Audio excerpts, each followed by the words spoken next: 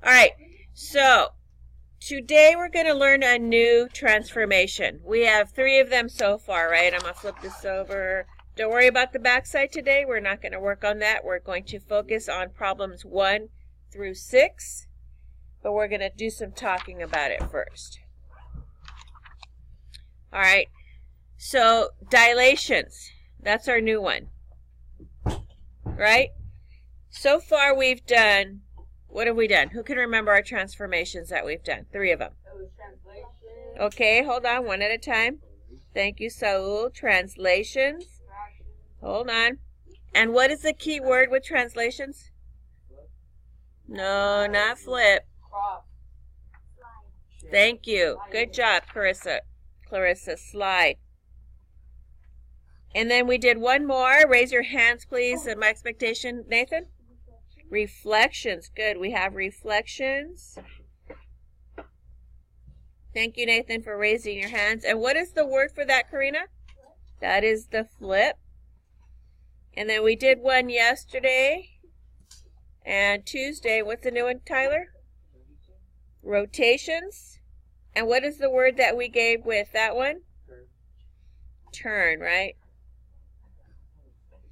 So now we have a new one today. Today we're doing dilations. And how many of you guys have ever gone to the eye doctor and got your eyes checked? You guys ever experience when they dilate your eyes? You guys know what that is? What happens, Grant, it makes your pupil enlarge, right? So you have very sensitive to light, right? Because your pupil's dilated.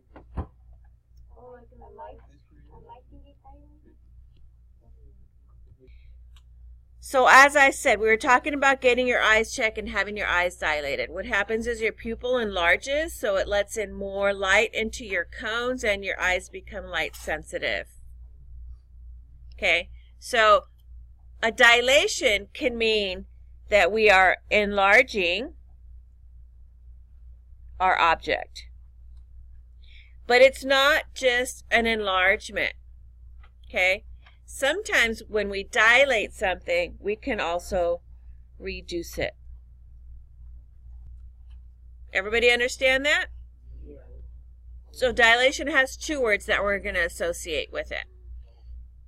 And how we know if we're reducing or enlarging, okay, here's another vocabulary word, and these things would be really good for you to put in your notebooks.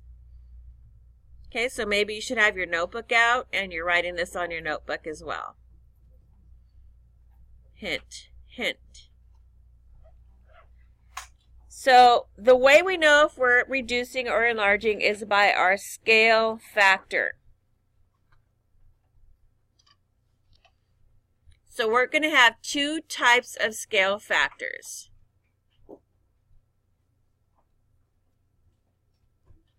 The first type of scale factor is going to be a whole number.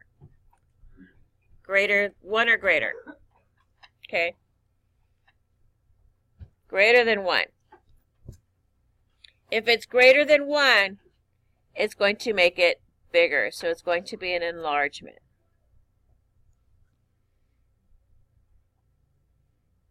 Okay. So if we have a scale factor that is between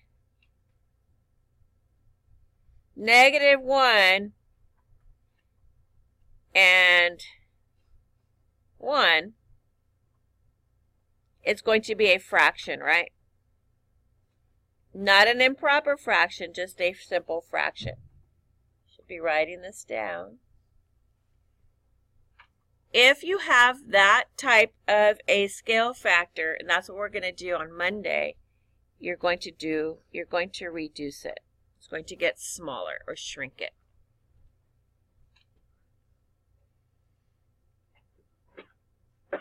Okay? So we're going to do 1, maybe 2. And then you're going to do the last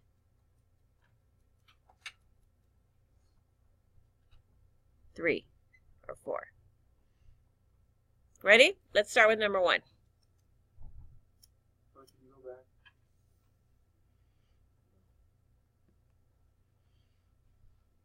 I'll give you guys a minute. Got it? Anybody else need more time? All right, let's go to 1.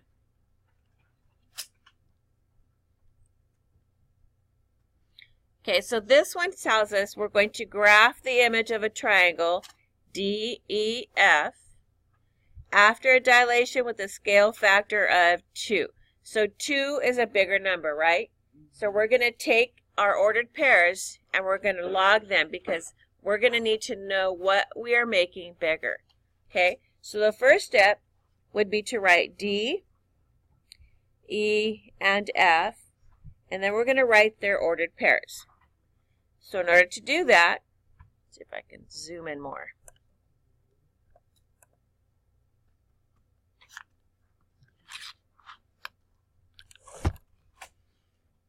Is that big enough? You guys can see that, right? Okay, you guys also have the papers in front of you, so that should be a benefit to you. So from your point of origin to find D, I have to go right 2. That means my x is positive 2. Then I have to go up 2. That means my y is positive 2. So 2, comma, 2. That's my ordered pair for D. Right? To find E, again, I have to go right, so it's going to be positive.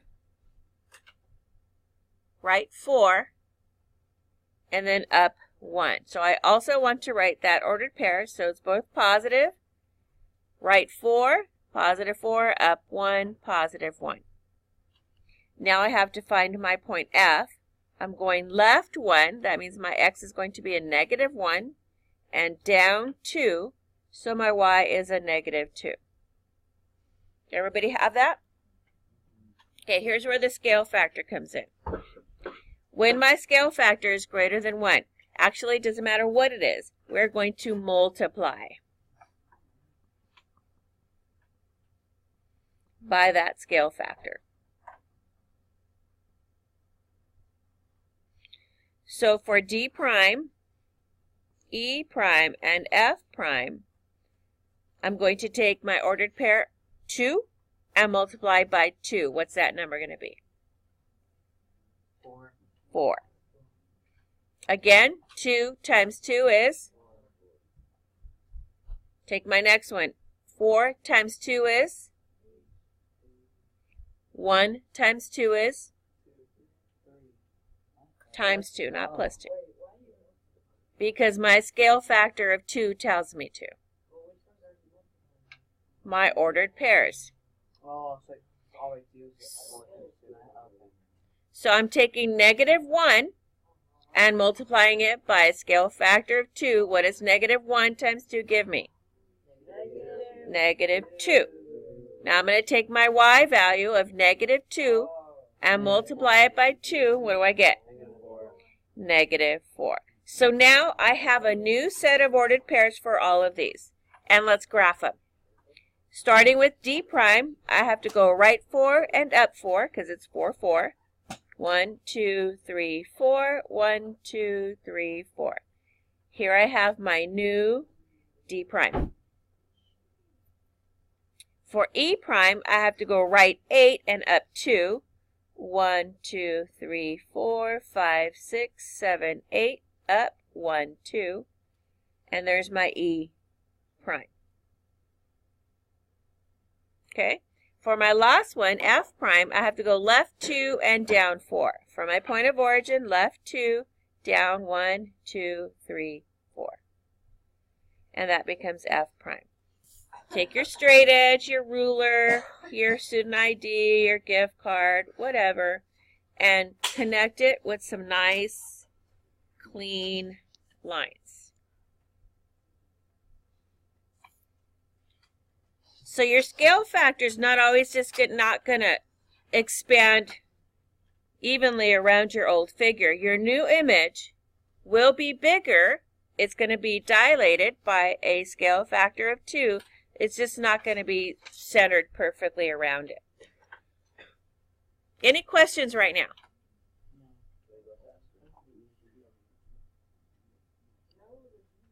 You guys good? Wait, so say, is it all going to be 2 or is it No. Oh, this is easy. All right, so let's look at number 4. I'm going to scoot down. I'm going to do number 4. Okay, looking at number 4 here.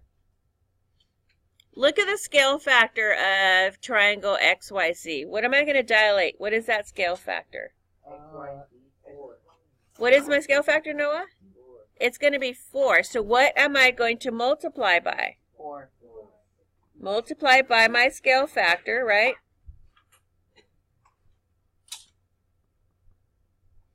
Of 4.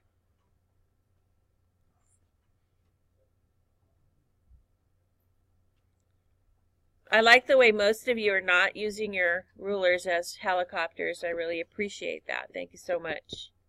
Awesome job, guys. All right, so okay, so let's talk about it, okay?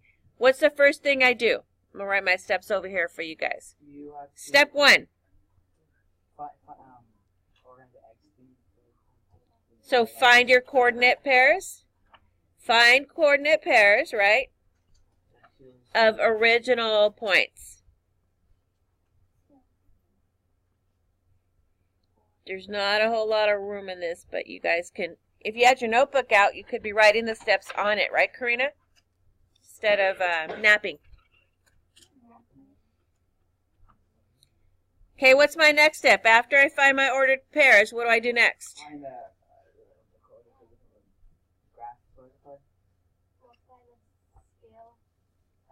So my second step is to multiply my ordered pairs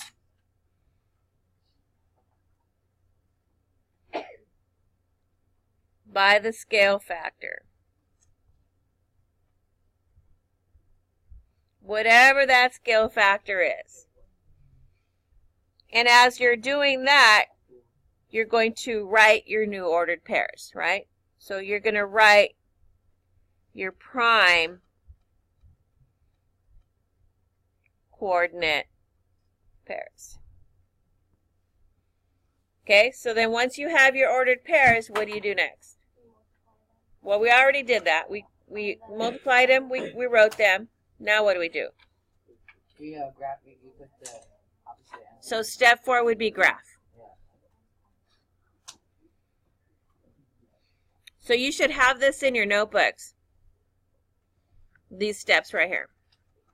If you don't have it in your notebook yet, I would suggest taking your notebook out now and writing them down. I'm going to pause so that you guys can do that. Okay. All right, so now we have the 4 steps, and you should all have them written down in your notebook. So we're going to go ahead and we're going to do this one together again, and then you guys can do the last 4 on your own. So first steps, we're going to write down our current ordered pairs, right? X, Y, Z.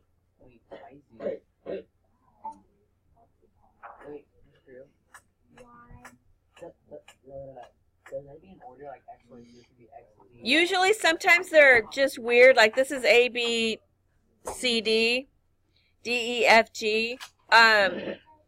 Sometimes they're not in order, and then you just do your best. But I like to follow a pattern clockwise, starting at the top. It's just a good habit to get into. All right, so let's go ahead. Take the next minute or so and write down your ordered pairs. I want you guys to do it on your own, and then we'll check.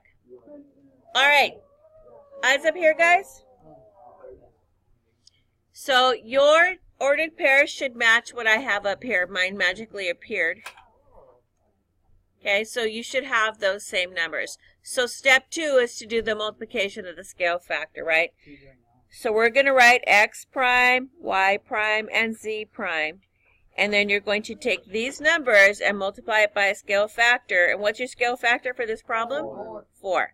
So go ahead and do that. Take your numbers and multiply by 4 and give me my new set of prime coordinate pairs. All right, so here my answers magically appeared. So make sure that your coordinate pairs, your new prime ones, match up with mine. And then what's our last step? Oh, question? Yes. Isn't it negative 8 and 8 and then negative 8 and negative 8 and then negative 8 on Z? Both negatives? Oh, yeah, you're right. Good catch. Good catch. All right, ready? Go ahead and graph it, or we can graph it together. Go ahead and graph it, and then let's see if yours looks like mine. I'm pausing mine. All right. So if you did your multiplication by your scale factor correctly, and then graphed your new image correctly, it should look very much or exactly like the one that I have up here. Okay, so show me fist of 5. How I get it. This is easy. I can do this. Excellent. 3 is going to give me, I probably need a little bit more practice. 1 is, please come sit back with me in the back and help me out. So it looks pretty good. You guys are on your own. You only have 4.